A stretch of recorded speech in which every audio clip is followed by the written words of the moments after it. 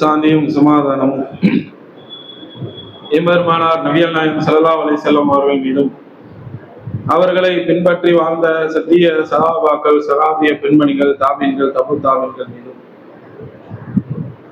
இந்த சத்திய மார்க்கம் உலகம் எங்கும் பரவுவதற்காக உழைத்த இமாம்கள் மீதும் இறைவன் கடமையாக்கிய ஜும்மாவினுடைய நன்மையை எதிர்பார்த்தவர்களாக இங்கு கூடியிருக்கக்கூடிய நம் அனைவர்கள் மீதும் என்றென்றும் நின்று நிலவட்டுமாக என்று பிரார்த்தித்தவனாக என்னுடைய ஜும்மா உரையை ஆரம்பம் செய்கின்றேன்.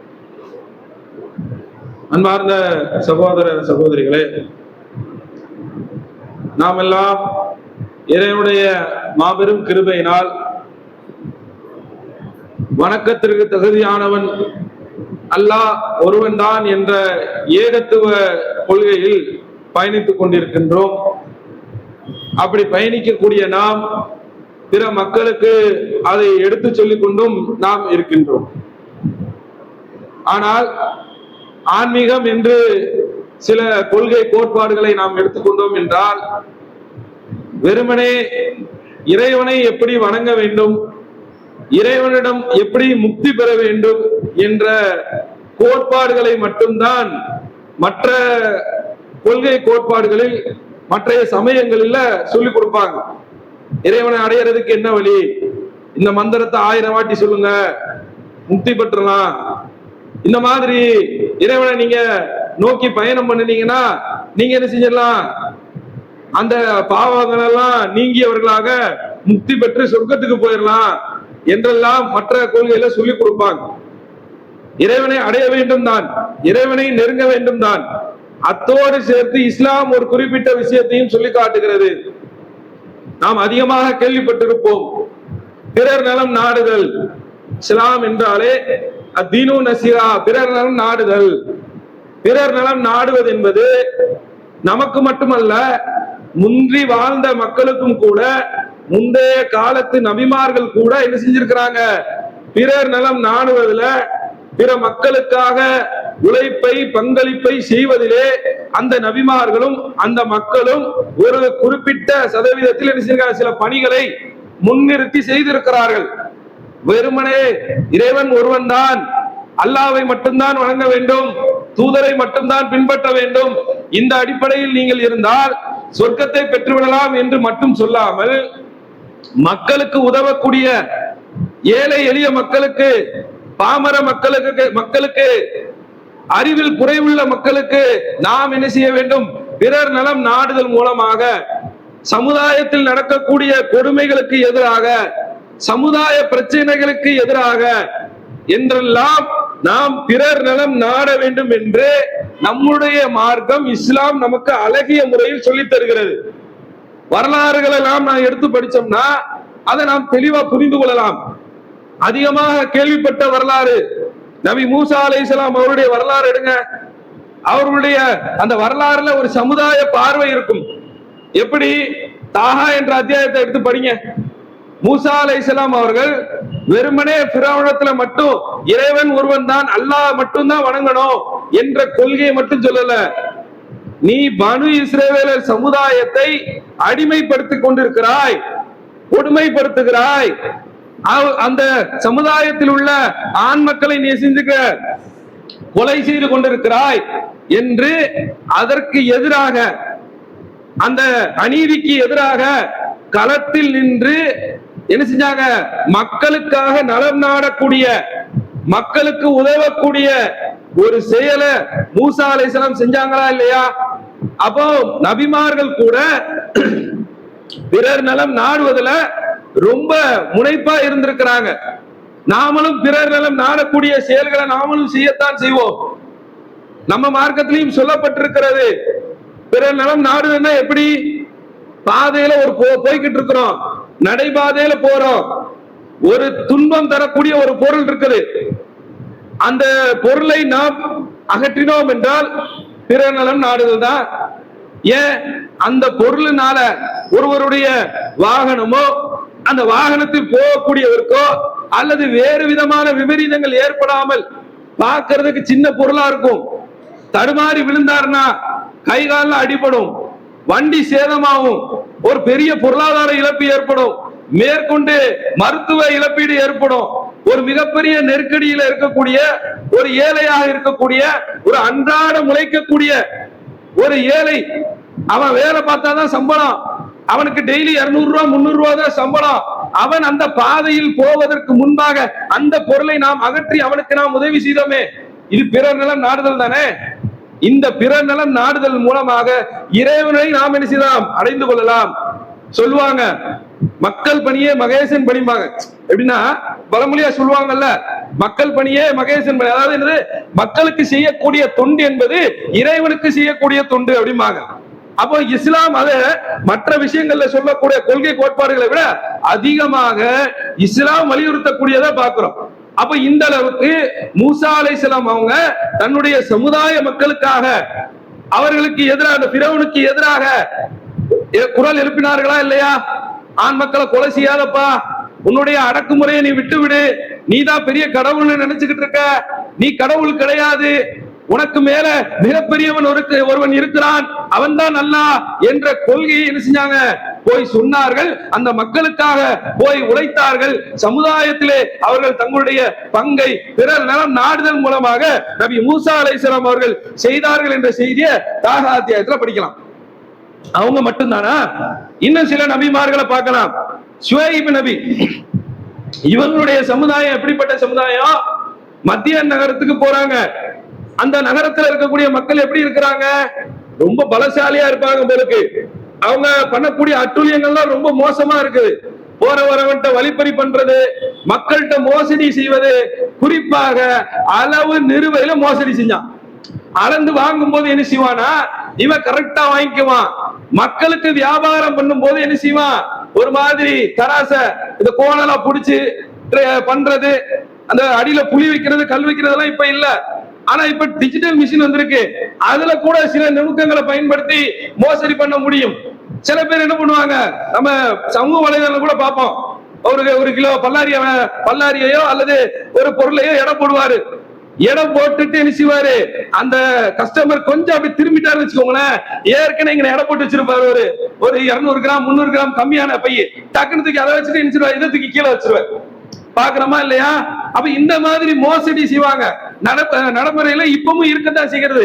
அளவு நிறுவையில மோசடி செய்யக்கூடிய மக்கள் இன்றைக்கும் இருக்கிறார்கள். அப்போ அந்த ஷுவைப் நபியுடைய காலத்திலையும் அந்த மக்கள் என்ன செஞ்சாங்க, அளவு நிறுவையில மோசடி செஞ்சாங்க. இதற்கு எதிராக ஷுவைப் நபி பேசுறாங்க. ஏன் பேசணும்? அவங்க வெறுமனே அல்லாஹ் வணங்குங்க என்ற கொள்கை மட்டும் சொல்லலாமே. ஆனால் இதையெல்லாம் சொன்னதுனால அந்த சமுதாயத்தில் இருக்கக்கூடிய முக்கிய பிரமுகர்கள் என்ன பண்றான், கடுமையா எதிர்ப்பு தெரிவிக்கிறான். இவன் என்ன புதுசா வந்து ஒரு கொள்கையை சொல்லிக்கிட்டு இருக்கிறான். சொன்னது மட்டும் இல்லாம நாம ஏற்கனவே நடைமுறையில ஒரு அளவு நிலுவையை மேற்கொண்டு போறோமே, அதை வந்து செய்யக்கூடாதுன்னு சொல்றானே என்றெல்லாம் ஷுவைப் நபியை கடுமையான முறையில அடக்குமுறைக்கு ஆளாக்குறாங்க. அந்த வரலாறு எல்லாம் நாம எந்த அத்தியாயங்களை பார்க்கலாம்னா 11வது அத்தியாயத்துல 84வது வசனத்துல இருந்து 95வது வசனம் வரைக்கும் பார்க்கலாம். அதே மாதிரி 7வது அத்தியாயத்துல 86வது வசனத்துல இருந்து 93வது வசனம் வரைக்கும் பார்க்கலாம். 26வது அத்தியாயத்துல 177ல இருந்து 190 வரைக்கும் பார்க்கலாம். இப்படி ஷுவைப் நபிக்கு அவங்க பல அடக்குமுறைகளை செஞ்சாங்க. ஒரு கட்டத்துல ஊரை விட்டு வெளியே போனாங்க, நீ எங்களுடைய மார்க்கத்துக்கு வந்துருந்தாங்க, உன்னை கல்லால அடிச்சு கொள்ளுவாங்க. என்னெல்லாமோ எதிர்ப்புகளை தாண்டி சமுதாயத்திற்காகவும் அல்லாஹ்வுடைய கொள்கையை சொன்னதற்காகவும் அவர்கள் நிச்சயப்பட்டார்கள், அடக்குமுறைக்கு ஆளானார்கள். ஆனாலும் விடவில்லை. பிறர் நலம் நாடுதலை அங்க செய்து கொண்டே இருந்தார்கள். அந்த மக்களுக்கு எதிராக அடக்குமுறைக்கு ஆளான மக்களுக்கு உதவுவதற்காக அவர்கள் செஞ்சார்கள். தொடர்ச்சியாக அவர்களுடைய குரலை ஷுவைப் நபி அவர்கள் எழுப்பிக் கொண்டே இருந்தார்கள்.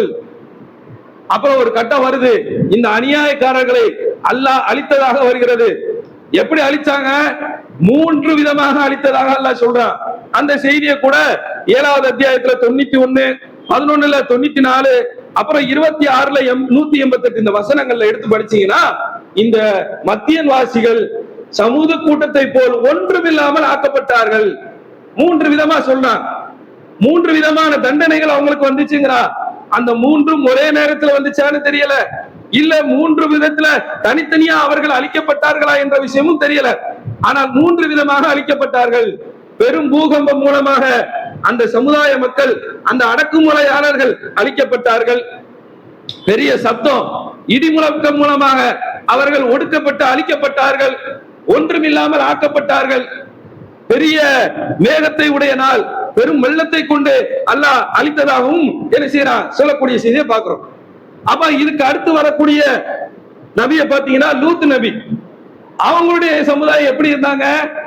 இந்த லூத் நபியுடைய சமுதாயமும் ஒரு பெரிய சமுதாயத்துல ஒரு மானக்கேடான ஒரு காரியத்தை செய்து கொண்டிருந்தார்கள். சமுதாயத்தை சீர்படுத்த வேண்டும், மக்களை ஒழுக்கப்படுத்த வேண்டும், மக்களை நேர்வழியில் நல்ல முறையில் செலுத்த வேண்டும் என்பதற்காக அங்கே லூத் நபி அவர்கள் ஏகத்துவ பிரச்சாரத்தை செய்ததோடு மட்டுமல்லாமல் அந்த சமுதாயத்தில் இருந்த மானக்கேடான ஓரின சேர்க்கை என்று சொல்லக்கூடிய ஒரு கேடுகட்ட செயலை எதிர்த்து பிரச்சாரம் பண்ணாங்களா இல்லையா? அது என்ன, பிறர் நலம் நாடுதல் தானே, மக்களுக்கு உதவக்கூடிய ஒரு செயல் தானே. இன்றைக்கும் ஜமாத்துல பிறர் நலம் நாடக்கூடிய செயல்களை செய்வாங்க. அவசரமா ஒரு போன் வரும், பாய் ஜும்மால ஒரு அறிவிப்பு, என்ன பாய் இந்த மாதிரி ஒரு பேஷண்ட் இந்த மாதிரி ஒரு ஆபரேஷனுக்கு காத்திருக்கிறாங்க, பிரசவ வழியில இருக்கிறாங்க, இந்த மாதிரி ரத்தம் தேவைப்படுது, உடனே ஜும்மால அறிவிப்பு செய்யுங்க பாய். எதுக்கு இது? பிறர் நலம் நாடுதல் தானே, மக்களுக்கு உதவக்கூடிய செயல் தானே. இதை இஸ்லாம் எந்த அளவுக்கு ஈக்குவலா அப்படி ஒன்னோடு ஒன்றாக சேர்த்து கொண்டு போகுதுன்னு பாருங்க. அப்போ லூத் நபி அவர்களுடைய சமுதாயத்துக்கு பிரச்சாரம் பண்றாங்க, நீங்கள் மானக்கேடான காரியத்தை செய்றீங்களே, பெண்களை விட்டு விட்டு ஆண்களை போய் தேர்ந்தெடுக்கிறீங்களே, இந்த மாதிரி ஒரு அல்லாஹ்வுக்கு வெறுக்கக்கூடிய ஒரு செயலை செய்கிறீர்களே என்று அந்த சமுதாய மக்களுக்கு எதிராக பிரச்சாரம் செய்யக்கூடிய செயலையும் பார்க்கிறோம். நம்முடைய தூதர் இறுதி நபியாக அனுப்பப்பட்ட முகமது நபி ஸல்லல்லாஹு அலைஹி வஸல்லம் அவர்களுடைய காலம் எப்படி? அறியாமை காலம். இந்த அறியாமை காலத்துல கூட ஹஜ்ஜின் ஒரு வணக்கம் இருந்துச்சா இல்லையா? ஹஜ்ஜி செஞ்சுக்கிட்டு தானே இருந்தாங்க. ஹஜ்ஜுங்கிற வணக்கம் எப்ப இருந்து இருக்கு? இப்ராஹிம் அலைஹிஸ்ஸலாம் அவங்களுடைய காலத்துல இருந்து இருக்கா இல்லையா? கிட்டத்தட்ட நபிகள் நாயகம் ஸல்லல்லாஹு அலைஹி வஸல்லம் அவர்களுக்கு முன்பு வாழ்ந்த மக்கள், 5000 ஆண்டுகளுக்கு முன்பாக வாழ்ந்தவர் நபி இப்ராஹிம் அலைஹிஸ்ஸலாம். அவரு தான் ஹஜ்ஜுக்கு அழைப்பு கொடுக்கறாங்க, மக்களே வாங்க ஹஜ்ஜுக்கு வாங்கன்னு அழைப்பு கொடுக்கறாங்க. அந்த ஹஜ்ஜில் கூட நபி ஸல்லல்லாஹு அலைஹி வஸல்லம் அவர்களுடைய காலத்துல அந்த ஹஜ் எப்படி இருந்துச்சு? அந்த ஹஜ்ஜை மக்கள் எப்படி செய்தார்கள்? குறைஷிகள் தான் உயர்ந்த கோத்திரமாக பார்க்கப்பட்டாங்க. ரசூலுல்லாஹ்வுடைய கோத்திரம் அவங்க தானே உயர்ந்த கோத்திரம், அவர்கள் உயர்வாக கருதப்பட்டார்கள். அவர்கள் நினைச்சுவாங்க அந்த காபத்துல்லாவை தவாப் செய்வதும் அவர்களுக்கான அந்த வணக்க வழிபாடுகள் செய்யும் போது அவர்கள் ஆடை போட்டுருவாங்க. அதே கீழ்நிலையில் இருக்கக்கூடிய அடிமைகளாக இருக்கக்கூடிய மற்ற கோத்திரத்தார்கள் என்ன நிலைமையில இருந்தாங்க? காபத்துல்லா தவா செய்யும் போது நிர்வாணமாக தவாப் செஞ்சானா இல்லையா? அப்ப எந்த அளவுக்கு அடக்குமுறை? இன்றைக்கும் அந்த அடக்குமுறை இருக்கா இல்லையா? இன்றைக்கும் அந்த தீண்டாமை இருக்கா இல்லையா? இந்த தீண்டாமை குறித்து இந்த நவீன காலத்திலும் நாம் பிரச்சாரம் செய்ய வேண்டியது இருக்கு. சமுதாயத்தில் நடக்கக்கூடிய ஒரு மிகப்பெரிய கொடுமை, ஒரு அடக்குமுறைனா இது தீண்டாமை தான். எந்த அளவுக்கு அந்த தீண்டாமை இருக்குது? மனிதன் குடிக்கக்கூடிய நீரில் மலத்தை கலக்கிறான். நடக்குதா இல்லையா? திருநெல்வேலியில நடக்குது, புதுக்கோட்டையில நடக்குது, இப்படி சொல்லிடலாம், நிறைய இடங்களை சொல்லிடலாம். மனிதன் குடிக்கக்கூடிய குடிநீரில் மனிதனுடைய மலத்தை கலக்கிறானா இல்லையா? எந்த அளவுக்கு தீண்டாமையுடைய உச்சம் அவன் இருக்கிற உச்சத்துல இருக்கான் பாருங்க. தன்னை ஸ்டாராக, உலகத்துக்கே பெரிய எஜமானாக காட்டக்கூடியவன் அமெரிக்கா. அப்படிப்பட்ட அமெரிக்கால கடந்த காலத்துல ஒரு சம்பவம் நடந்துச்சு. ஒரு வெள்ளை இனத்தை சேர்ந்த ஒரு காவல் அதிகாரி ஒரு கருப்பு இன கைதி என்ன செய்றாரு, விசாரணைங்கிற பேர்ல கைது பண்றான். கைது பண்ணா என்ன செய்யணும்? ஜெயிலுக்கு கொண்டு போகணும், முறையா ஆஜர்படுத்தணும், கோர்ட்ல சப்மிட் பண்ணிட்டு தானே முறை. ஆனால் அவனை கைது பண்ணி அவனை கொடூரமாக அவனுடைய கழுத்திலே காலை வைத்து இறுக்கி அவனை கொலை செய்கிறான். காரணம் என்ன? நான் கருப்பா, இவன் கருப்பா இருக்கிறான், நான் வெள்ளையா இருக்கிறேன். கருப்பன் வெள்ளையன் என்ற கோட்பாடு, அந்த பாகுபாடு அது என்ன செய்யுது? அவனை தீண்டாமையுடைய உச்சத்துக்கு கொண்டு போகுது. அதனால தான் இஸ்லாம் சொல்லி தருதுங்க அழகிய பண்பு. ஆனா நம்ம மக்கள்கிட்ட அந்த பண்பே இல்லை. எப்படி இருக்கோம் நாமெல்லாம்? நமக்கு தெரிஞ்சவருக்கும் தெரியாதவருக்கும் அறிந்தவருக்கும் அறியாதவருக்கும் சலாம் சொல்லுங்கள் என்று சொன்ன மார்க்கம். இதை பற்றி ஒரு மாற்று மத கொள்கை சகோதரர், ஒரு சினிமா இயக்குனர் பேசுகிறார். இஸ்லாத்துல நபி ஸல்லல்லாஹு அலைஹி வஸல்லம் அவங்க ஒரு அழகிய பண்பை சொன்னாங்க. என்ன பண்புங்க? பசித்தவர்க்கும், பசியோடு இருக்கிறான்ல அவனுக்கு உணவளிங்க. அப்புறம் சொல்றாங்க, அறிந்தவர்க்கும் அறியாதவர்க்கும் சலாம் சொல்லுங்கள். யார் பேசுறா? மாற்று மத சகோதரர் ஒரு சினிமா இயக்குனர் பேசுறாரு. என்ன சொல்றாரு? பசிச்சவங்களுக்கு சாப்பாடு வாங்கி கொடுங்க. யாராவது சாப்பாடு வாங்கி கொடுக்காம இருக்குமா? ஹோட்டல்ல டீ கடை நிற்போம், ஒரு டீ வாங்கி குடிச்சிட்டு இருப்போம், பக்கத்துல பரிதாபமா ஒருத்தர் வந்து நிப்பாரு, அப்பா பசிக்குது, அத்தா பசிக்குதுன்னா ஒரு டீயோ ஒரு பண்ணோ ஒரு டீயோ ஒரு வடையோ வாங்கி கொடுத்து அவர் பசி ஆத்திரும். எல்லாரும் செய்யும், யாரும் செய்யாம இருக்கணும். ஆனா ரெண்டாவது சொல்லக்கூடிய ஒரு விஷயம் என்ன பாருங்க, சலாம். இந்த சலாத்தை அறிந்தவருக்கும் அறியாதவருக்கும் சொல்லுங்கள் என்று சொல்லப்பட்ட மார்க்கத்தில் நாம் பயணித்துக் கொண்டிருக்கிறோம். நாம் அதை எப்படி கடைபிடிக்கிறோம் பாருங்க. நாம சலாம் சொல்றோமா? இந்த சலாத்துல ஏகத்துவத்தை கொண்டு சமத்துவத்தை கொண்டு வந்தவங்க ரசூலுல்லாஹ். எப்படி? நமக்கு யாராவது முக்கியமான ஆளா இருந்தா, முக்கியமான பிரமுகரா இருந்தா, அவருக்கு நம்ம இடத்துல நமக்கு அவரிடத்துல ஏதாவது ஒரு தேவை இருந்தா நாம போய் நிச்சயம் ஃபர்ஸ்ட் கும்பிடுற ஜாமி போட்டுருவோம், அஸ்ஸலாமு அலைக்கும் தான், நல்லா இருக்கலாம் அப்படின்னு நம்ம போயிருவோம். இதே நமக்கு கீழ்நிலையில ஒருத்தர் இருந்தான்னு வச்சுக்கோங்களேன், அவன் வரட்டும், அவன் போடட்டும் கும்பிடுற ஜாமிய, முதல்ல அவன் வந்து சலாம் சொல்லட்டும், இப்படித்தானே எதிர்பார்க்கிறோம். ஒரு நிறுவனத்துல கூட பாருங்க, அப்படி மேனேஜர் டக் டக்குன்னு நடந்து வருவாரு, good morning sir, good morning சார்மா. எங்கேயாவது மேனேஜர் ஃபர்ஸ்ட் யாருக்காவது குட் மார்னிங் சொல்லுவானா? அப்ப அங்க இருந்தே ஆரம்பிக்குது.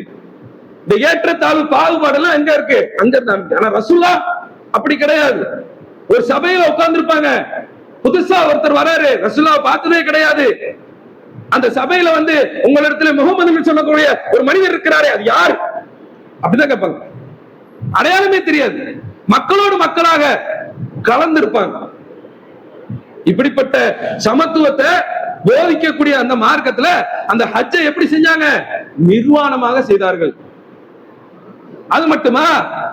அரபாவுடைய தினத்துல அங்க போய் எல்லா மக்களும் ஒண்ணு கூடணும்ல, அப்பதானே அந்த உயர்ந்தவன் தாழ்ந்தவங்கிற அந்த பாகுபாடை உடைக்கக்கூடிய ஒரு இடத்தை அந்த அரபால தான் கொண்டு வராங்க. எல்லாரும் அங்க வந்துடணும். அது முன்னாடி வரைக்கும் உயர்ந்த குலத்துக்காரன் என்ன பண்ணா, நாங்களும் அங்க வரமாட்டோம் அப்படிங்கிற நிலையில இருந்தான்ல. ஒரே ஒரு ஹஜ் தான் ரசூலுல்லாஹ் செஞ்சாங்க. அந்த கடைசி ஹஜ்லயும் நீ 9 நாள் இங்க வந்தே ஆகணும். எல்லாரும் சமம், இறைவன் முன்னாடி அனைவரும் சமம். அப்படிப்பட்ட ஒரு கோட்பாடு அந்த இடத்துல உருவாக்குறாங்க, சமத்துவத்தை உருவாக்குறாங்க. மக்கள் மத்தியிலே பிறர் நலம் நாடுதல் மூலமாக சமத்துவத்தை உருவாக்குறாங்க. நிறைய சம்பவங்களை சொல்லலாம்.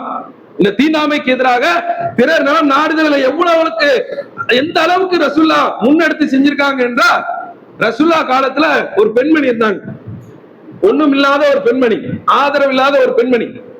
அவங்க என்ன செய்யறாங்க?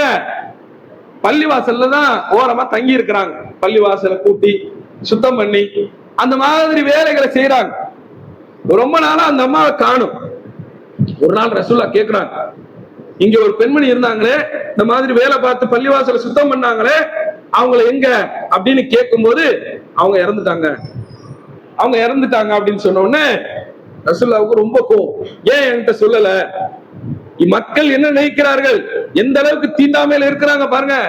இஸ்லாத்தை கடைபிடிக்கக்கூடிய மக்கள், சகாபாக்கள், தன்னிடத்துல 2 மனைவி இருந்தா ஒரு மனைவியை தலாக் சொல்லி நீங்க வச்சுக்கன்னு சொன்ன சகாபாக்கள், பொருளாதாரத்தை லட்சக்கணக்கில் வச்சிருந்து கோடிக்கணக்கான சொத்துக்களை ஹிஜ்ரத்தின் மூலமாக எனக்கு ஒண்ணும் வேண்டாம், அல்லாஹ் போதும், அல்லாஹ்வுடைய தூதர் போதும்னு ஹிஜ்ரத் பண்ணி வந்த மக்கள் எந்த அளவுக்கு தீண்டாமையில இருக்கிறாங்க, மக்களை எந்த அளவுக்கு இழிவா கருதுறாங்க. அப்ப ரசூலுல்லாஹ் கோவப்பட்டாங்க, என்கிட்ட நீ சொல்லியிருக்க கூடாதா, என்கிட்ட ஏன் சொல்லல என்று ரசூலுல்லாஹ் கோவப்பட்டு, அந்த பெண்மணியுடைய ஜனாசா எங்கே அடக்கம் செய்யப்பட்டிருக்கிறது எனக்கு காட்டுங்க, நான் தொழுகை வைக்கிறேன்னு தொழுகை வச்சாங்க. ரசூலுல்லாஹ் மட்டும் தான் அந்த பிரத்யேகம். இன்னும் நிறைய சம்பவங்களை சொல்லலாம். அறியாமை கால கூப்பாடுகளை போட்டாங்க சஹாபாக்கள். ஒரு கட்டத்துல ஒரு போர் நடக்க போகுது. அந்த போர்க்களத்துல ஒரு சஹாபி என்ன செய்யறாருன்னா, ஒரு அன்சாரி சஹாபி விளையாட்டா என்ன செஞ்சிடறாரு, இன்னொரு சஹாபியுடைய பேக்ல டப்புன்னு ஒரு அடி அடிச்சிடுறாரு. உடனே இவரு என்ன பண்ணிட்டாரு, ஓடியா ஓடியா ஓடியா, என்ன நம்ம கூட்டம்ல, நம்ம மக்கள் கூட்டம்ல, அதே மாதிரி ஓடிய ஓடிய இந்த ஊருக்காரன் என்ன அடிச்சுட்டான், அந்த பையன் அந்த தெருக்காரன் என்ன அடிச்சுட்டான், அந்த வட்டாரத்துக்காரன் என்ன அடிச்சுட்டான், நம்ம எப்படி கூட்டத்தை கூட்டுவோமோ அதே போன்று அன்சாரிகளும் முஹாஜிர்களும் ஆளுக்கால கூட்டத்தை கூட்ட ஆரம்பிச்சாங்க. சொல்ல கடுமையான முறையில கண்டிக்கிறாங்க. என்ன இது அறியாமை கால கூப்பாடு? நான் எப்படிப்பட்ட மார்க்கத்துல உங்களை நான் கொண்டு வந்திருக்கிறேன், நான் என்ன கருத்துக்களை உங்களுக்கு சொல்லி இருக்கிறேன், நீங்க எந்த நிலைமையில் இருந்தீர்கள், இப்ப நீங்க எப்படி இருக்கிறீங்கன்னு எல்லாத்தையும் சொல்லி அந்த சகாபாக்களை பிறர் நலம் நாடுதல் மூலமாக பண்படுத்துறாங்களா இல்லையா?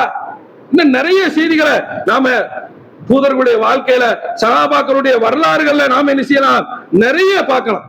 அப்போ இந்த அளவுக்கு இந்த மார்க்கம் என்பது பிறர் நலம் நாடுதலைத்தான் அதிகமாக விரும்புகிறது.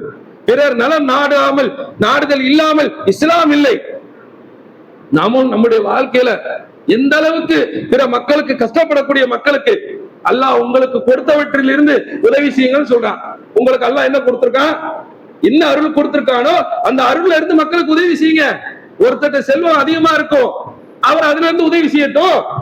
ஒருத்தர் நல்ல கல்வி அறிவாளனா இருப்பாரு, நல்லா படிச்சிருப்பாரு, தன்னுடைய கல்வியின் மூலமாக உதவி செய்யட்டும். ஒருத்தர் நல்ல மக்களை தொடர்பு கொள்ளக்கூடிய அளவுக்கு நல்ல நெருக்கமா இருப்பாரு, அல்லது துறை ரீதியா நெருக்கமாக இருப்பாரு, அவர் என்ன செய்யலாம், மக்களுக்கு இயலாமையில் இருக்கக்கூடிய மக்களுக்கு வாங்க இந்த விஷயத்தை நான் செய்து தருகிறேன் என்று அதன் மூலமாக மக்களுக்கு என்ன செய்யலாம், உதவி செய்யலாம். அப்போ பிறர் நலம் நாடுதல் என்பது இறைவனுக்கு மிக விருப்பமான ஒரு செயலாக இருக்கிறது. அது நபிமார்களும் செய்திருக்கிறார்கள். நாமும் நம்முடைய வாழ்க்கையில் இந்த பிறர் நலம் நாடுதலை நம்முடைய வாழ்க்கையில் ஒரு அங்கமாக நாம் கொள்ள வேண்டும் என்று கூறியவனாக என்னுடைய முதல் உரையை முடித்துக் கொள்கிறேன்.